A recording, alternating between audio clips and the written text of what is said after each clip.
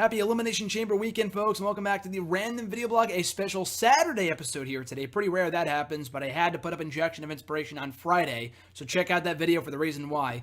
But right here on the Random Video Blog, usually on Fridays, I run down my rambling thoughts in the wrestling world, share a few stories, etc., etc., and a mere 24 hours out from SmackDown Live's Elimination Chamber pay-per-view, I thought it was only fitting right here on the Random Video Blog to rank my top 5 favorite Elimination Chamber matches in WWE history. So the Elimination Chamber pay-per-view itself has been around since 2010. 2016 was the only year that an event was not held.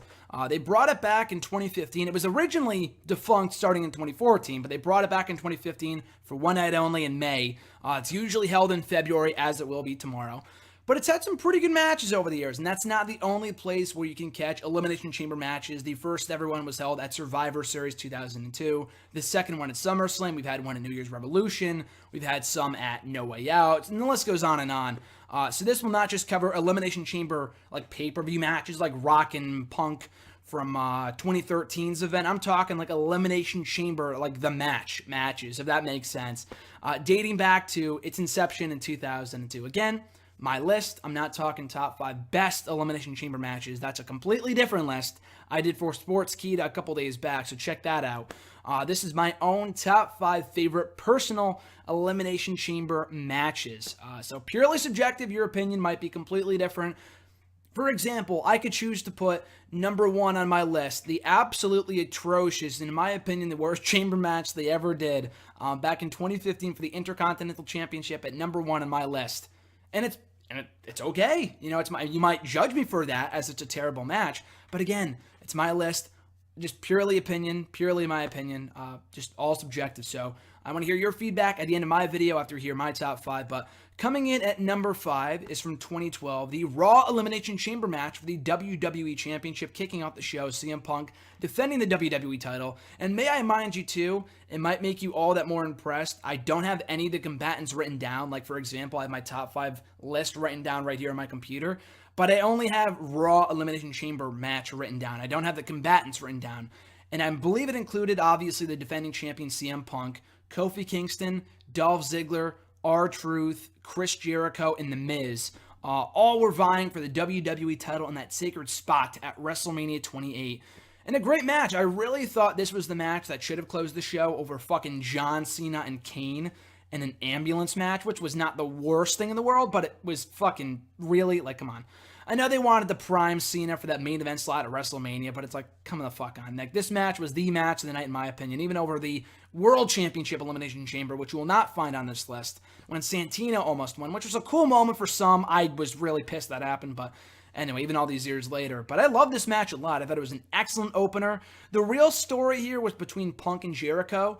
Jericho had come back, not his first match back, but one of his first few outings back, and he had his sights set on CM Punk and the WWE title. Now, to me at the time, and even all these years later, it made no sense to me that Jericho was even involved in the match.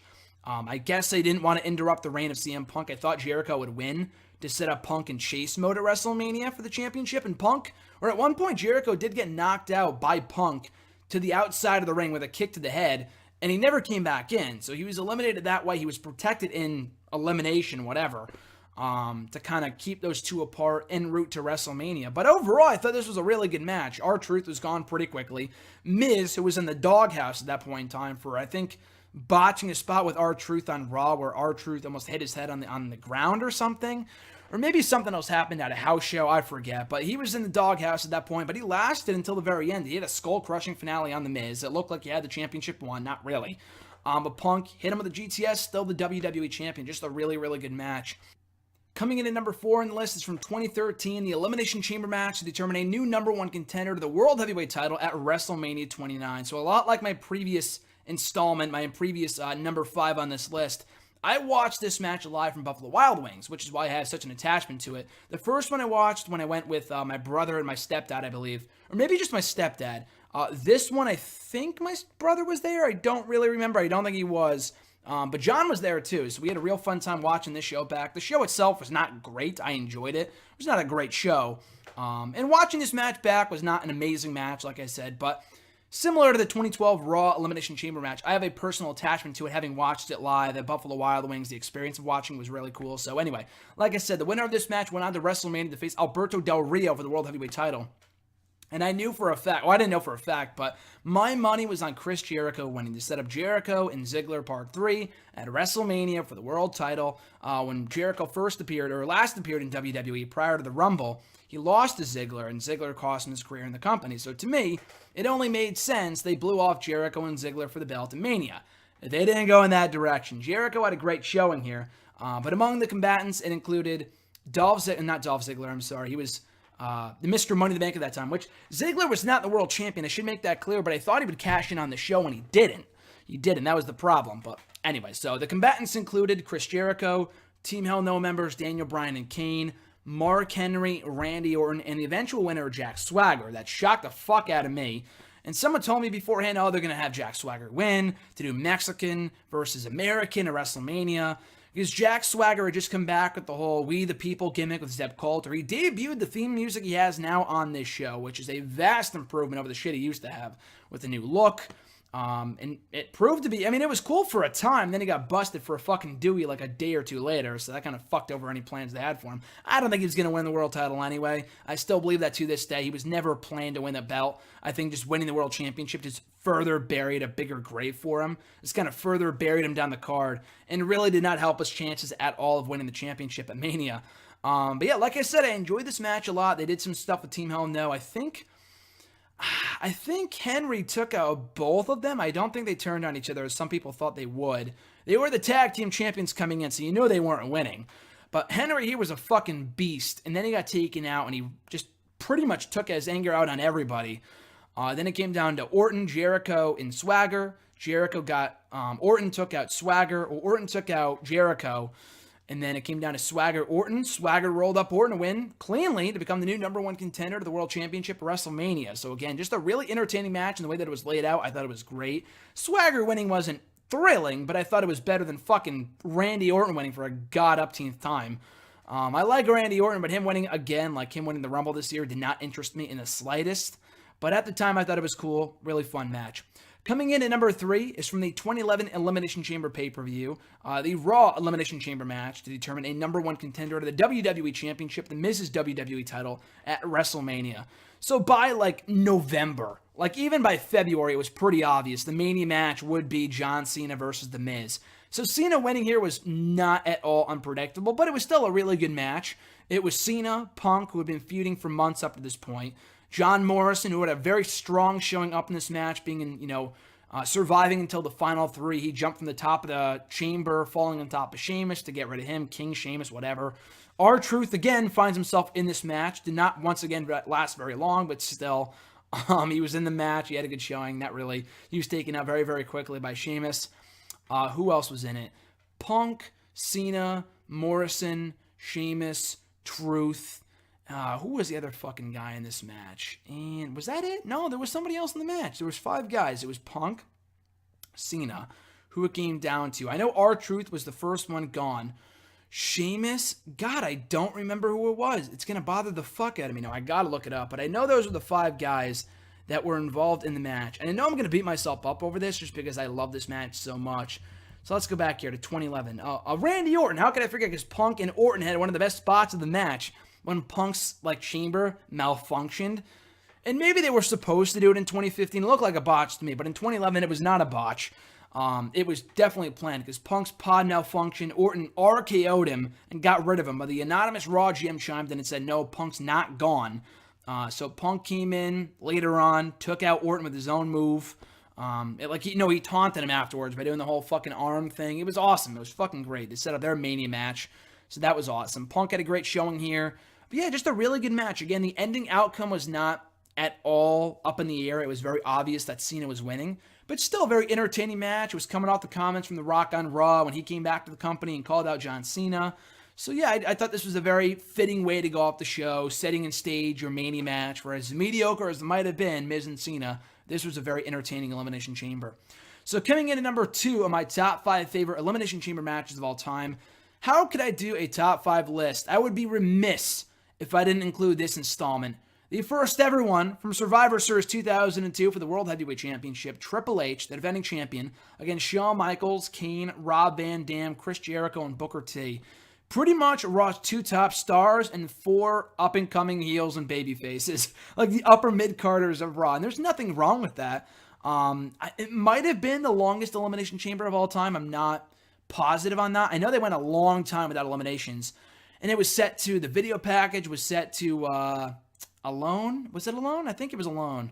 Or Always by Saliva, which was fucking amazing song. This great theme for Survivor Series. They had the pay-per-view video package for the match. It was great.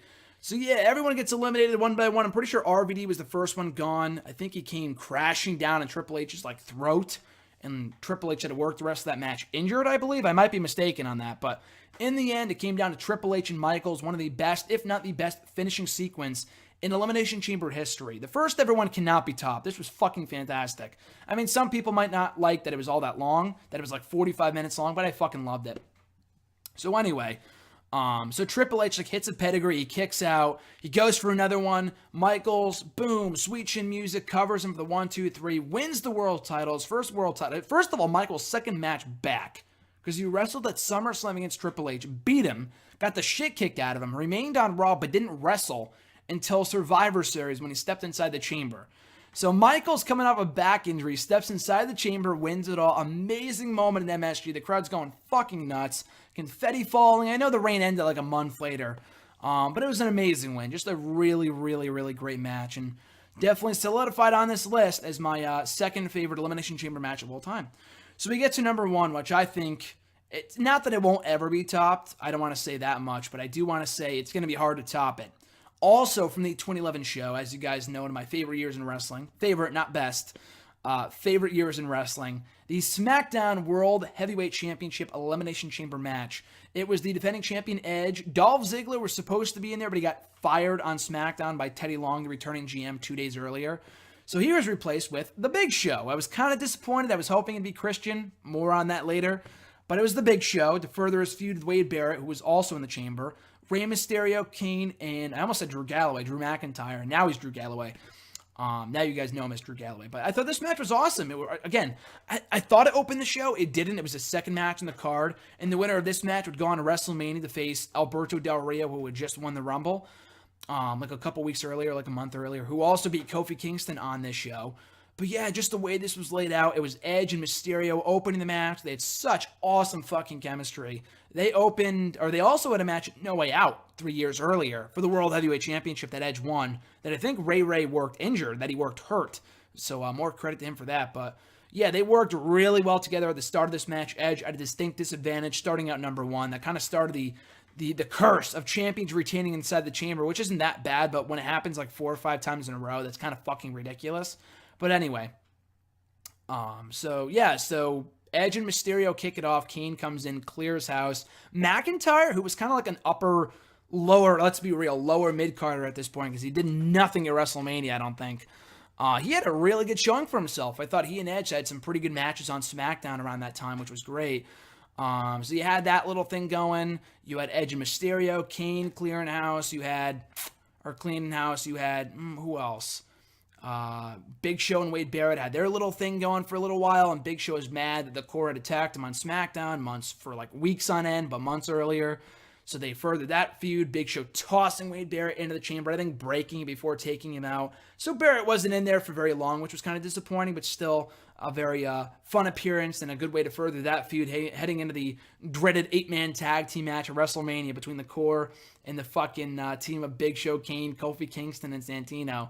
But that was great, and just a really, really, really fun match. And Kane took out, I think he might have taken out Big Show. I don't really remember. I'm pretty sure he took out Big Show, and he took out McIntyre, and then Kane got taken out. And then it came right back down to Edge and Rey Mysterio. Like I said, that strong chemistry shining through. Just a fantastic final minutes. Final few minutes, Edge spears Rey Mysterio. He kicks out. 619 kick out. Rey Mysterio goes to the top rope, hits it once again. And Edge, instead of kicking out, or he counters it rather, into another spear in midair to retain the title. Afterwards, Del Rio comes down, attacks Edge, and coming to Edge's aid, none other than his best friend Christian, returning to SmackDown there, or the WWE in general, for the first time in like 5 months. So that was when I officially became a Christian fan. Just everything about this match, the way that it was built up, the aftermath, the match itself especially, just so great. It's going to be hard to top. It is my favorite Elimination Chamber match of all time. So what's your top 5, top 3, number 1, guys? What is your favorite Elimination Chamber match of all time? Well, this Sunday's Elimination Chamber for the WWE Championship involving The Miz, John Cena, AJ Styles, Baron Corbin, Bray Wyatt, and Dean Ambrose solidified spot on this list is one of my favorite next year. I guess we'll soon see on Sunday, or tomorrow rather. It's crazy to think it's been that, hasn't been long at all since the Rumble. It's only been 2 weeks, but looking forward to it. The card is looking stacked as of right now. SmackDown never disappoints with its own pay-per-views, from TLC, Backlash, No Mercy. We're all awesome. So I expect Sunday's Elimination Chamber show to be no different. So that being said, guys, as always, tweet me your list. Leave it in the comments on Facebook. Leave it in the comments on this very video. Be sure to like the video, leave a comment, share the video, subscribe, all that stuff. Amazingly appreciated. Have a wonderful weekend. Enjoy Elimination Chamber tomorrow night, guys. I'll catch you right back here on Friday of next week for an all-new random video blog. Until then, have an awesome weekend. I'm Graham Giuseppe Matthews, and I'll catch you guys down the road to WrestleMania.